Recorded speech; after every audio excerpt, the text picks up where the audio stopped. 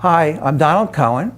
I'm a licensed clinical social worker, and I currently practice in Mount Laurel, New Jersey. I teach patients about a term that I developed called stinking thinking, and I explain to them that stinking thoughts are equivalent to if you put 3 elephants in a living room and locked the door for 3 days and you came back, what would you experience in terms of the situation in the living room?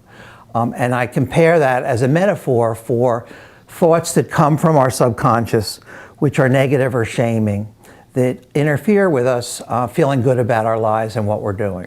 I focus on a positive model in terms of treatment, and I de-emphasize a medical model so that I'm not looking for a diagnosis of a disease or an illness.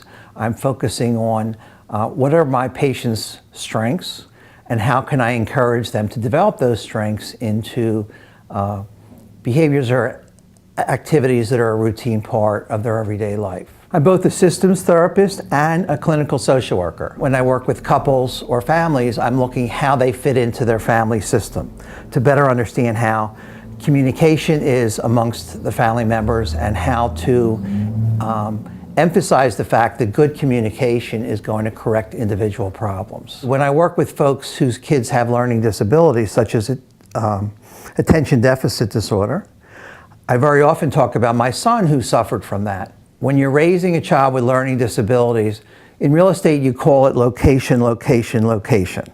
And my motto with my son was self-esteem, self-esteem, self-esteem. As the patients learn that they have the power over changing their thoughts, from negative thoughts to positive thoughts, and how that affects their everyday life, they become empowered and hopeful instead of feeling hopeless.